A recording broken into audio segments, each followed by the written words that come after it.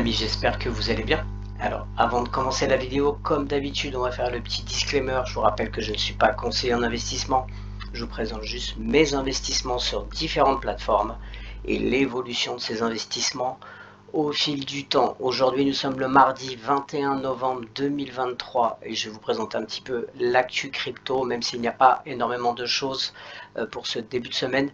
On va commencer par parler par le XRP. Dans un développement important pour le secteur de la crypto-monnaie, Ripple XRP a été identifié comme un choix d'investissement préféré parmi les principales banques mondiales, selon une nouvelle étude rapportée par le comité de Bâle sur la surveillance bancaire BCBS. Le CB, le principal normalisateur mondial pour la réglementation prudentielle des banques, a introduit un ensemble de données complets axés sur l'engagement des banques avec les crypto-actifs. Donc en fait, c'est un modèle de collecte de données qui s'appelle CBCB et qui permet en fait tout simplement de voir un petit peu le pourcentage d'exposition des banques tout simplement sur le secteur crypto, les numériques. Alors, les résultats révèlent que XRP, le troisième plus grand altcoin, constitue une partie importante des engagements de crypto. Plus précisément, XRP représente 2% du total des 9,4 milliards d'expositions dans le secteur, soit 205 millions de dollars. Alors, 2%, c'est pas énorme du tout. Et même les 205 millions, c'est rien par rapport aux 9,4 milliards.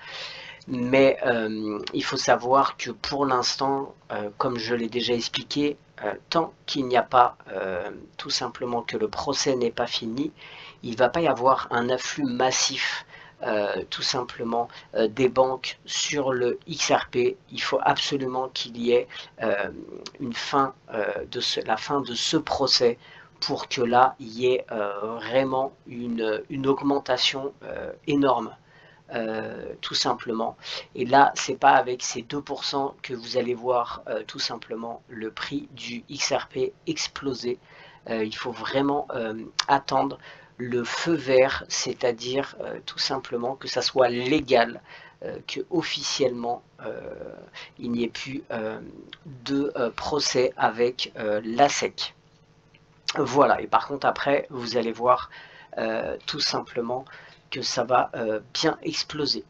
Au milieu d'une anticipation générale pour les approbations BTC ETF, Ripple XRP s'est imposé comme une option d'investissement solide et attrayante. John Deaton, avocat pro-XRP et fondateur de CryptoLaw, a récemment conseillé contre la prise de décision d'investissement basée sur la peur de manquer.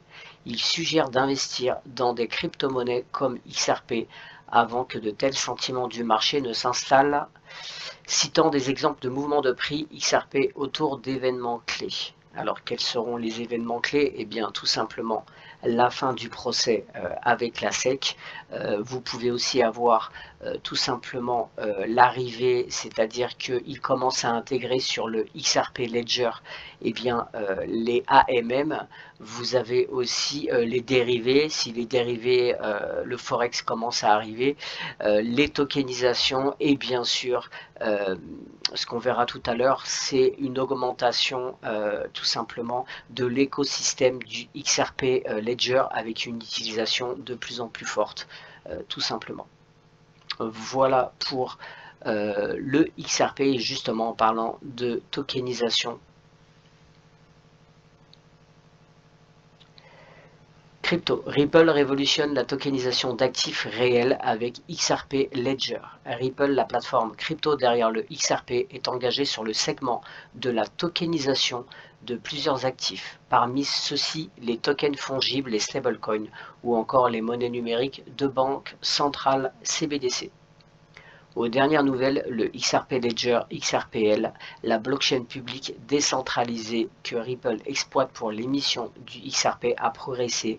Il se lance dans la tokenisation des actifs réels, positionnant Ripple comme un acteur clé de la finance décentralisée et de l'écosystème blockchain. Donc en résumé, on voit que le XRP Ledger se développe, et regardez ce que dit David Schwartz le samedi 18 novembre. Un changement stratégique majeur pour le XRPL, il s'agit de la blockchain créée par Ripple, et le cadre a annoncé que XRP Ledger s'élargit en ce qui concerne la tokenisation des actifs. Désormais, la blockchain prend en compte la tokenisation des actifs réels en plus de celle dédiée aux actifs virtuels comme les stablecoins et les CBDC. Et là, la tokenisation des actifs réels, c'est un marché énorme. C'est un marché énorme. Ça peut être la tokenisation immobilière, la tokenisation des produits dérivés, aussi des objets connectés, énormément de choses. Et comme je vous avais fait une vidéo il y a quelques temps sur XRP Healthcare, qui est justement sur le XRP Ledger, qui eux sont dans le secteur, une entreprise dans le secteur médical, où ils vont même avec le métaverse faire des opérations. Voilà, vous avez énormément, vraiment un potentiel énorme, et pour que le XRP puisse monter en prix, il faut que l'écosystème XRP Ledger se développe. Voilà. Eh bien, je pense que j'ai presque fini pour Ripple. Juste pour vous montrer que tous les jours, vous avez tout simplement des entreprises, des plateformes qui intègrent tout simplement XRP et Ledger. Vous voyez, XRP Ledger prend désormais en charge la plateforme de prêt populaire qui s'appelle Credify Finance. Credify Finance a intégré avec le registre XRP Ledger selon une annonce ce lundi. Cette décision marque une étape importante pour Credify Finance. Ah, la traduction s'est remis. On va le faire quand même, c'est pas grave, on va continuer. Il permet des projets pour développer tout ce qui est des offres de défis en utilisant le système XRP Ledger. Ce qui permettra tout simplement plus d'efficacité avec une technologie de blockchain décentralisée. Voilà, cette entreprise va pouvoir fournir aux utilisateurs plus d'options financières dans l'espace crypto, et permettant aussi d'établir une infrastructure sur le XRP Ledger. Alors en fait, Credify, c'est essentiellement des prêts pour les entreprises, dans les entreprises, vous voyez ici, pour les entreprises, dans les PME européennes, les petites et moyennes entreprises. Vous avez des prêts à plus ou moins court terme, voilà. Donc tous les jours sur la XRP Ledger, vous avez des entreprises qui commencent à utiliser cet écosystème, et ça c'est très bon pour le XRP. On va passer maintenant à une autre crypto-monnaie que je détiens, qui est Quant. Je vous en avais parlé récemment en vous disant que le projet Rosaline les projets tests étaient terminés. Il y a eu il y a une semaine à peu près la conférence Alfie à Londres. Vous aviez du beau monde, entre autres, tout simplement le PDG le responsable mondial de la stratégie des actifs numériques HSBC. Vous aviez pas mal de grosses entreprises, et bien sûr il y avait le PDG de Quant. Voilà, et donc ils ont discuté en fait tout simplement pour continuer de la stratégie pour essayer de faire une tokenisation pour améliorer tout ce qui est un rapport entre les banques commerciales et la tokenisation des actifs numériques. Et vous voyez là la citation qui nous dit ce responsable de HSBC: la promesse sous-jacente des actifs numériques est la finalité du règlement. C'est pourquoi nous jetons l'argent nous jetons, pardon, c'est mal traduit, c'est pourquoi nous tokenisons l'argent des banques commerciales, les traductions ne sont pas toujours au top sur Google. Voilà, et là donc ce qui veut dire par là tout simplement que les banques commerciales, l'argent qui est dans les banques commerciales va être tokenisé pour arriver à une finalité de règlement. Et quand il parle de promesses sous-jacentes des actifs numériques, c'est tout simplement quel est le but. Le but des actifs numériques, c'est tout simplement d'arriver à amener une transparence et aussi une vitesse de transactions et de règlements et aussi de liquidité. Voilà, ça c'est ce qu'ils appellent tout simplement la promesse sous-jacente des actifs numériques. Et c'est pour ça qu'ils veulent tout simplement transformer l'argent des banques commerciales pour, en finalité des règlements, en les tokenisant. Mais pour pouvoir tokeniser et qu'il y ait une interopérabilité, ils auront besoin de crypto-monnaies comme par exemple Quant, qui est le précurseur dans l'interopérabilité. Et je pense qu'ils en parlent à la fin. Voilà, Martin a confirmé que de nombreuses institutions financières sont conscientes de l'opportunité mais sont aux prises avec leur stratégie. Pour lui, l'élan sera libéré une fois que les différentes expériences commenceront à interopérer. Et c'est là que Quant va tout simplement va permettre cette interopérabilité. Et voilà, donc pourquoi aussi ils étaient tout simplement invités à ce sommet. Voilà. Pour moi, quand c'est... alors, j'en ai pas des masses, parce que c'est pas donné quand il est actuellement à 100 € à peu près, et encore il a baissé, mais il est à 100 €. Quand vous prenez un XRP qui est à 50 ou 60 centimes et que lui il est à 100 €, évidemment, si vous voulez faire des grosses plus-values sur le court terme, il est évident qu'il vaut mieux prendre du XRP ou du XLM ou du XDC, voilà, ce genre de crypto-monnaie, du Algorand, etc., Casper, vous pouvez prendre ce genre. Mais pour moi, j'achète un petit peu de Quant parce que pour moi, c'est vraiment la crypto sur le très long terme où il va avoir cette crypto aura un prix énorme, vraiment un prix assez incroyable dans une dizaine ou une quinzaine d'années. Pour moi, je l'appelle tout simplement la crypto retraite parce que c'est celle que si on hold et on garde dans 10-15 ans, elle vaudra énormément. Mais évidemment, sur le court terme, on fera plus de plus-value en tant qu'investisseur en investissant sur les cryptos comme XLM, etc., XRP, voilà. Donc, j'en prends parce que ça, c'est quelque chose qu'on hold. Bien sûr, quand il y a des plus-values à faire, on va en vendre et en racheter quand ça descend. Bien sûr, il ne faut pas rester les bras croisés, mais c'est quelque chose qu'il faut holder sur le très long terme et ça vaudra énormément cher. On va passer maintenant aux snipers. Je les appelle les snipers, c'est tout simplement la SEC qui tout simplement facture Kraken pour avoir opéré, c'est-à-dire qu'il commence à mettre en accusation Kraken pour avoir opéré en tant que bourse de valeur non immatriculée, courtier, concessionnaire et agence de compensation. Ça a été fait le 20 novembre 2023. La SEC a chargé Payward et Payward Venture connu sous le nom de Kraken, d'exploiter la plateforme de négociation cryptographique en tant que bourse de valeur non enregistrée, courtier et agence de compensation.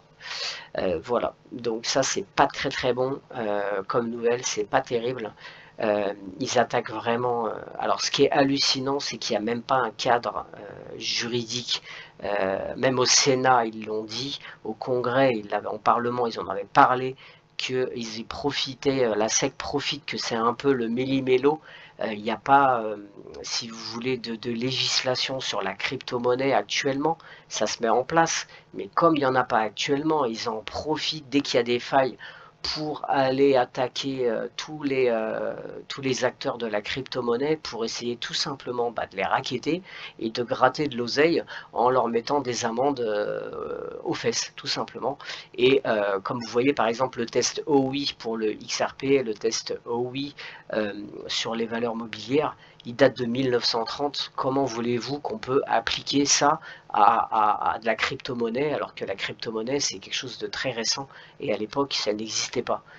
Donc, ils profitent, pour moi, c'est tout simplement, ils profitent du système qui n'est pas encore régularisé et complètement fait, pour soutirer tout simplement de l'argent, tout simplement, et vivement qu'il y ait des régulations soient faites pour que ensuite ils ne puissent plus le faire. En tout cas, on espère que je pense que Kraken est assez costaud et solide au niveau des avocats et qu'ils ont assez d'argent pour pouvoir faire face, parce que si ça tombe, Kraken, et ben là par contre ça peut faire très mal, ça risque de compromettre un petit peu aussi le bull run, parce que si ce genre d'échange tombe, je peux vous dire que ça fait vraiment très mal.